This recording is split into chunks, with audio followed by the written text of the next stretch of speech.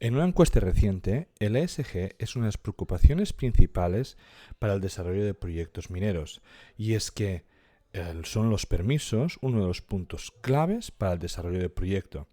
Un proyecto sin permisos es un solar y por lo tanto el mercado lo valorará como tal. En cambio, si los permisos son concedidos, el mercado reaccionará de una forma muy favorable.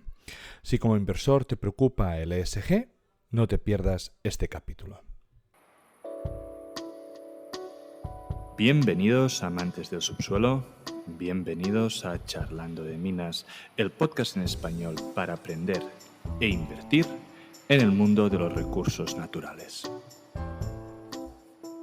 Bienvenidos a Charlando de Minas, el único podcast en español dedicado a la inversión minera. Hoy estamos en Foment del Treball en Barcelona, que nos han invitado en un evento de Angels Investors en minería, donde en el próximo capítulo hablaremos sobre esta oportunidad de inversión, pero previo a ver el proyecto hemos podido escuchar una elegante presentación sobre ESG, sobre sostenibilidad a cargo del Dr. Arnoldus.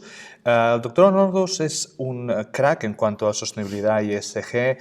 Lo conocí en el MMH y tenía pendiente entrevistarlo, así que aprovechando de que se encuentra aquí y que ha tenido pues un cuarto de hora para dedicarme, hemos aprovechado para poder hablar un poquito con él. Arnoldo, ¿cómo estás? Pues muy bien, Amadeo. La verdad que te estaba esperando. Hacía tiempo que habíamos quedado y nunca coincidíamos. Y la verdad, muchas gracias por venir hoy aquí. Y que siempre, bueno, es un placer tener a gente para que te den su feedback, ¿no? que decimos, ¿no? Pero muchas gracias, sí. Aquí estamos. Perfecto. Pues vamos a empezar hablando de qué es el ESG. Cuéntame. ¿El ESG dónde? ¿En minería o en otros lugares? Podemos hablar en general y del general pasamos al concreto. Yo tengo algunos artículos por ahí en LinkedIn donde explico que hay mucha confusión en el ESG, sobre todo en el mundo de la minería, porque los mineros son expertos en el ESG. Toda persona que haya trabajado en el campo sabe que tiene que tener una relación una conexión muy fuerte con todo lo que es el medio ambiente de ese campo y la sociedad de ese campo, que es una sociedad especial.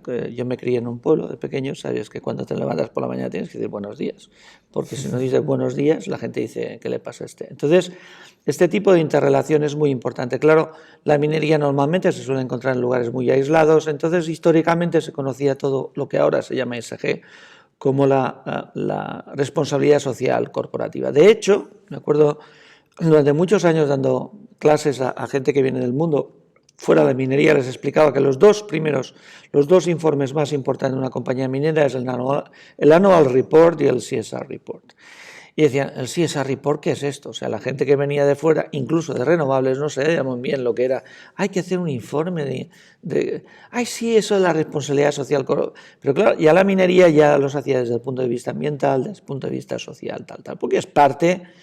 Hay que entender que los mineros lo que hacen es coger una parte de la riqueza natural en forma de mineral de un lugar y la tienen que devolver de alguna manera, ¿no? Entonces, la parte ambiental, que no haya mucha contaminación, etc. y tal. Entonces, por eso, lo que ocurre con esa transición que hemos tenido en la sociedad, especialmente en los últimos 20 años, de entender que no solo las empresas deben preocuparse por esa responsabilidad social corporativa, sino también los financiadores de las empresas.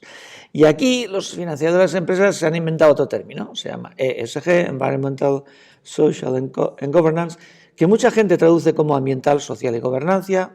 En español, gobernanza se pone en español la ASG. Pero realmente no es eso, es la gobernanza de lo social y lo ambiental. Y desde ese punto de vista tenemos este ámbito que es de la empresa y otro ámbito que no tiene que ver con eso, es más el financiero.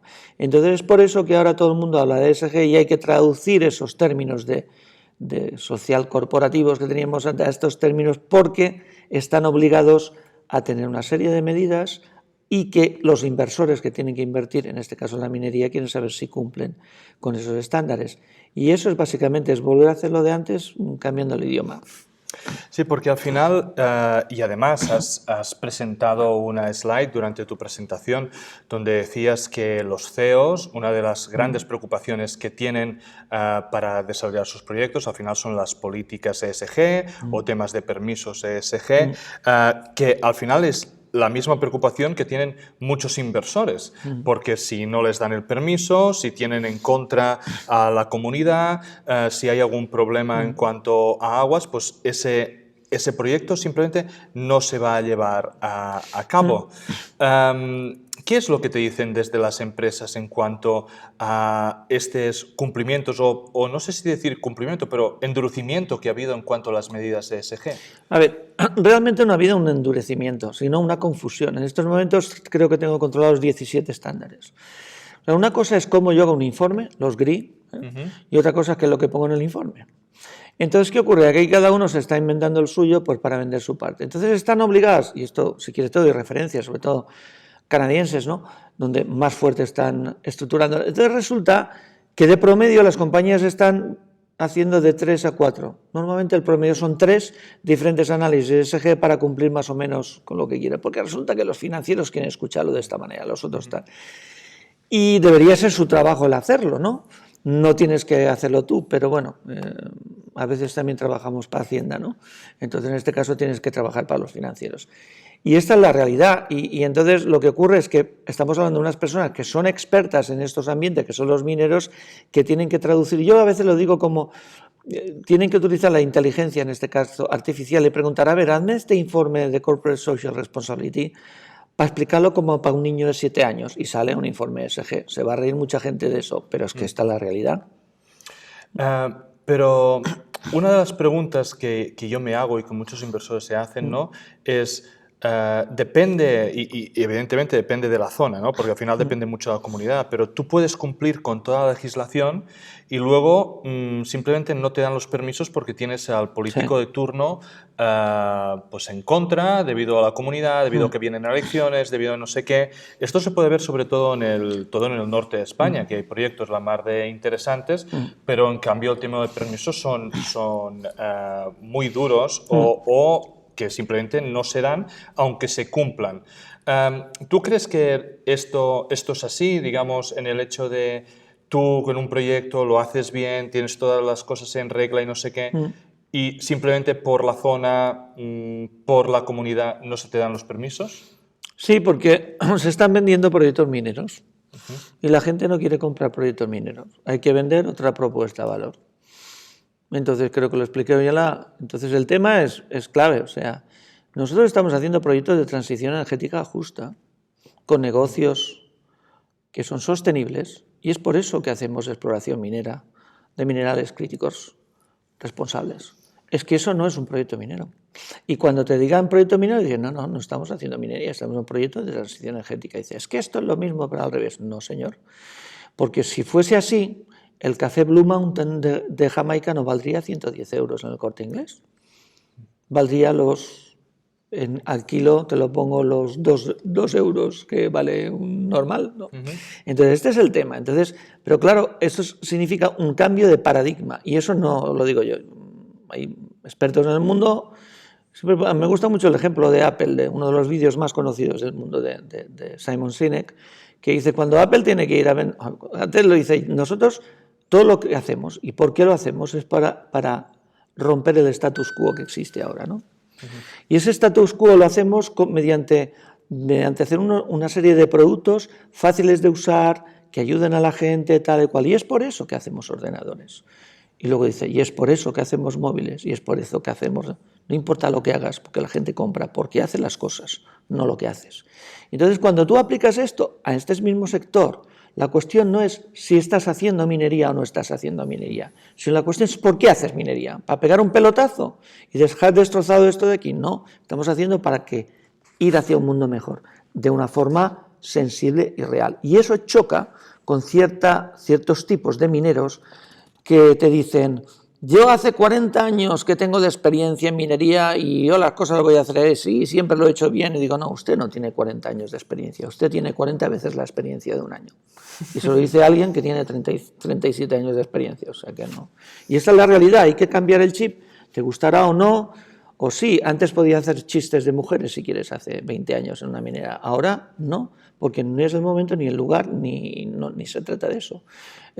Los jóvenes de hace 20 años pensaban de una manera, los de ahora otro. Yo no digo que sea bueno o malo, yo digo, ¿tú quieres tener éxito en ese proyecto? Sí, pues ese es el planteamiento. Entonces, no sé. debido un poco a... Y salió hace relativamente poco el Critical Materials Act, ¿no? de Europa.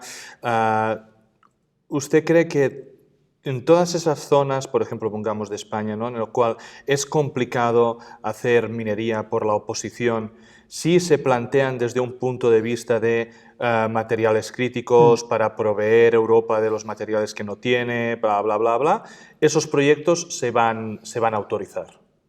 No sé quién es usted. ¿Soy Bueno, yo? Pues dime tú. Vale. doctor. Entonces, a ver. El problema creo que lo explicaba ahí en la presentación. El problema es que el señor que tiene el permiso se cree que el cacao, porque aquí se llama cacaolat, pero en otros lugares mayor que se llama locao.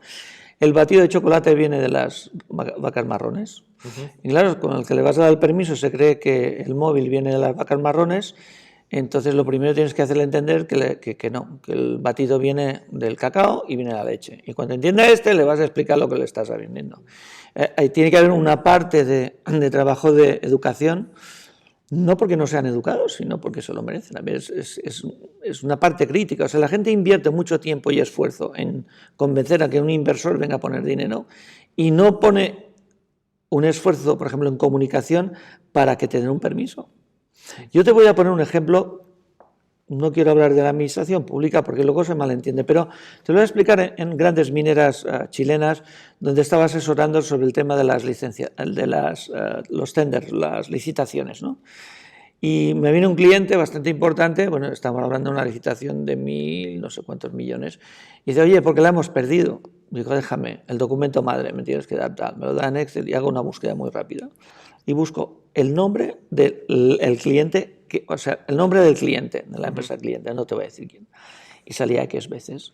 Y luego pongo el nombre de la empresa que presentaba el tender. Te multiplicaba por 200 veces más. Dice, pero esto es ¿que habéis presentado? ¿Un currículum o habéis presentado un documento de venta? Para presentar un documento de venta, el nombre de tu cliente tiene que aparecer más. Esa es la diferencia entre hacer una oferta y hacer una propuesta de valor. Si haces lo mismo con cualquier informe que estés presentando de permisos, tal, donde estás hablando, que además lo que hablas es, si hago yo esta mina, aquí vamos a dar trabajo a mucha gente.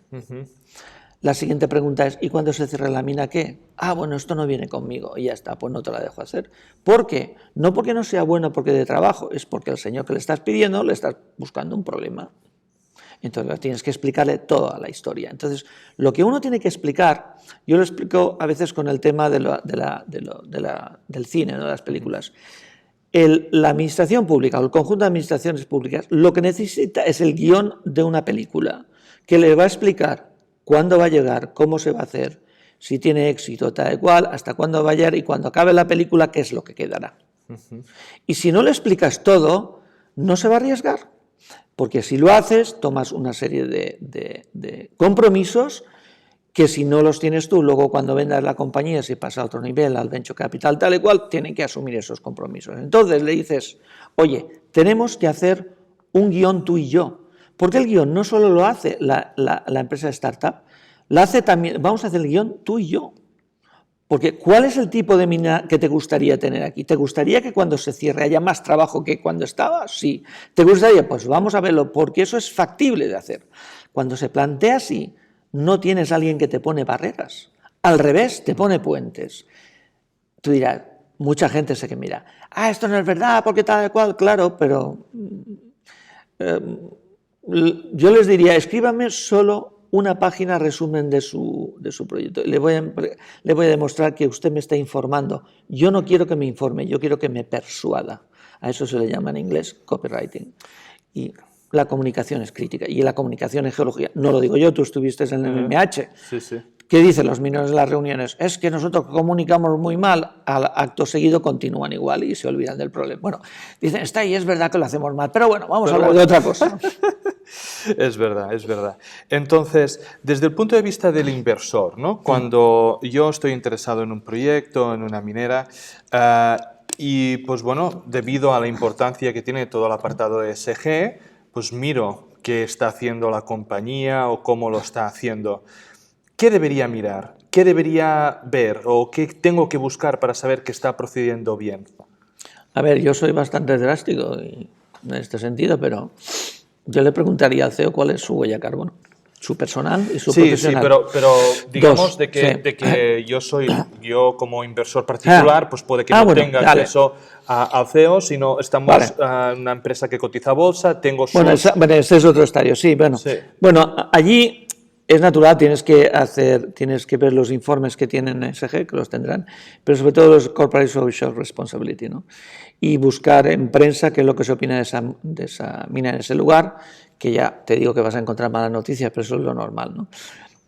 Y ver hasta qué punto realmente pues, puede tener un riesgo de que, bueno, que tenga una huelga de trabajadores o este tipo de cosas. En el tema social, ¿no? En el tema ambiental, pues lo mismo. De todas maneras, las mineras lo publican, independientemente de que tengas que hacer un informe SG, el CSR Report lo haces. Y luego comparar con otras que te gustan, ¿eh? Por ejemplo, a mí me gusta mucho Antofagasta Minerals. Yo la seguí durante 9 años, los diferentes, y cómo iban evolucionando. Fue la primera que empezó a poner los KPIs de descarbonización en la primera o la segunda página del informe, cosa que los otros la ponen a la 25, y eso ya te da pistas de por dónde va el riesgo e indudablemente del tipo de commodity que hablamos. No es lo mismo que estemos hablando de una compañía de cobre o de oro o tal, pues las de oro hay que tener más cuidado aún, porque es más especulativo, ¿no? Hay toda una serie de puntos a tener en cuenta, ¿no? ¿Qué líneas rojas para ti desde el punto de vista ESG no se deberían cruzar cuando vemos uno de estos informes? ¿Qué cosas para ti ya te chirrían y dices, no, aquí es un peligro demasiado elevado? Yo ya digo, yo hablo los documentos en Word y hago en PDF y hago búsquedas de preguntas clave, ¿no? De las cuales veo cuántas veces se repiten y cuántas. Por ejemplo, a mí cuando cumplimos las normas, por ejemplo, ODS, ¿no? Y me hacen una foto, igualdad de la mujer, y me enseñan una foto con 23 mujeres, una foto, y digo, esto es greenwashing. O sea, enséñame una foto, la mitad de hombres, la mitad de mujeres, o que refleje el porcentaje real. No trates de venderme una cosa que no es. Yo te pongo un ejemplo ayer en el aeropuerto de Palma. Saliendo de casa, entonces, desde siempre, tú sales, cuando sales de policía, porque no puedes entrar al agua, vas y tienes un lugar donde comprarse el agua, ¿no? Que es el más barato del aeropuerto y es €1, ¿no? Ayer llegué y veo en los títulos €1, 1,10. Vaya, lo han subido, es verano, ya lo entiendo. Y voy, meto 1,10 y no funciona. Tarjeta de crédito no funciona, el de al lado tampoco, tal, tal cual. Y luego había un pequeño escrito que decía que era 1,80. Eso es greenwashing. Este tipo de detalles es lo que te marca, aquí ya tenemos Sí, un problema. pero aparte de lo de las mujeres, y entiendo completamente el concepto, pero si me puedes indicar 2 o 3 sitios claves que para ti deberíamos mirar, no deberíamos ver ese greenwashing, como para que la gente vaya directo y dice, mira, pues bueno, pasa el primer filtro. Sí, te entiendo, perdona que me... Ver cuál es su nivel de descarbonización actual, cuál es el plan que tienen, y no solo en el Scope 2, sino también en el Scope 2 y en el Scope 3. Porque la gente dice, somos 100% renovables, y siempre se fijan en el alcance 2, el de la electricidad, que es la más barata de quitarse. Es ver cuál es el Scope 2 y cuál es el Scope 3. E indudablemente cuáles son las actividades que se están haciendo desde el punto de vista social y cómo estos enganchan con los ODS. Que tampoco no es una cuestión de tener muchos ODS, que también la gente se cree que cuanto más medallas pongas será mejor, no, sino que sean muy claras. De hecho, hay varios informes internacionales donde hay una serie de recomendaciones por cada uno de ellos. Pero lo importante de todo ello es ver realmente qué es lo que opina que esto se puede ver en prensa también, qué es lo que opina la gente que está cercana a la mina, no la ONG que está en Suiza, que esta ya puedo decir, siempre dirá que es malo, ¿no? No, esta es verdad, porque finalmente, además esto ya, Rocies Douna, el CEO, el buen amigo, el CEO del ICMM, lo dice, cuanto más cerca de una mina estás, más la gente está contenta con la minería, cuanto más lejos, más en contra, ¿no? Y entonces eso, y eso lo percibes en la prensa diaria, porque puedes ir a cualquier Sí, en Internet y hacer una búsqueda sobre la mina tal y verás las noticias. La provincia, o sea, es la parte social, la parte ambiental. La parte ambiental más que nada para ver si se tiene muy claro, indudablemente si tienen además un estudio de economía circular donde tienen valorados los minerales que surgen de su economía circular, pues bueno, y aquello ya es la creme de la creme, ¿no? Pero esto aún no ha llegado, llegará. O sea, la economía circular está muy bien, pero falta la economía de activos circulares mineros. O sea, ¿cómo yo voy a cerrar la mina? Y si tienen en cuenta sobre todo el tema de la bioeconomía. O sea, estamos capturando carbono, o dices, no, vamos a buscar esto de la captura de carbono, los carbon offsets a 2050, no, hay que hacerlo ahora. Estos son los detallitos más... Has puesto en la presentación que La Escondida ya ha hecho como un plan para tener, si no me equivoco, eran paneles solares y básicamente toda la energía que funciona es energía verde. A día de hoy, hacer un planteamiento o estar invertido en una mina en la cual no funcione mayoritariamente a través de energía verde es un tiro en el pie. Indudablemente, es que lo verde es un negocio. Es que la gente cree que es que son costes, es que no han entendido nada. Y a veces lo digo, mira, creo que una vez es una hoja de cálculo, mira, tú tienes que poner 200.000 euros en esta inversión y vas a recibir el permiso dentro de 5 años. Si pones 300.000 lo vas a recibir en 3 años. Al final la tasa interna de retorno es mejor meter 300.000. Si la gente solo piensa en el coste y no en la tasa interna de retorno, va mal. Entonces, en este caso pasa exactamente lo mismo. Es que invertir en renovables y esto te da una tasa interna de retorno. O sea, al final es bueno para el negocio. Lo que ocurre es que si tú haces cosas malas para el negocio y ves que otro los hace, te da rabia y dices, mira, están haciendo renovables porque es un negocio, que es malo hacer negocio con cosas buenas, ¿no? Entonces te da ridículo, ¿no? Y esto en minería ocurre, mucha mina fósil que le da rabia cuando hablan de minas verdes. Claro. Pero bueno, es parte del juego, ¿no? Perfecto. Y ya para terminar, has hablado mucho de los materiales críticos, de los materiales que se necesitan para esta transición energética, que yo creo que son bastante imposibles de conseguir. La agenda. Tu opinión. Sí, o sea, se va a poder, pero no en los términos que dicen. Pero aquí me gustaría saber, desde el punto de vista ESG y sabiendo de que muchos de esos metales aún no sabemos ni dónde están, ¿no? Es... ¿Qué rol va a jugar el reciclaje aquí dentro? ¿No? Muchos de los metales, como por ejemplo el cobre, pues se puede reciclar. Tenemos grandes empresas que se dedican a ello dentro de Europa, en Alemania. Puede que gran parte de este mineral venga a través de la reutilización. Además, es completamente verde. No lo estás mirando, lo estás reusando. No del todo, pero bueno. Sí, pero bueno, ya me entiendes. Como decía Richard Nixon, me encanta que haga usted esta pregunta. Porque la economía circular y el reciclaje de materiales es un término básicamente de eficiencia energética o eficiencia etc. La eficiencia conlleva una reducción de costes. Y cuando tienes una reducción de costes, tienes un incremento de demanda. Por lo tanto, no soluciona nada el problema. De hecho, es peor. O sea, no digo que sea malo, hay que hacerlo, pero ¿qué genera eso? Esto cualquier economista con 2 dedos de frente te lo va a decir.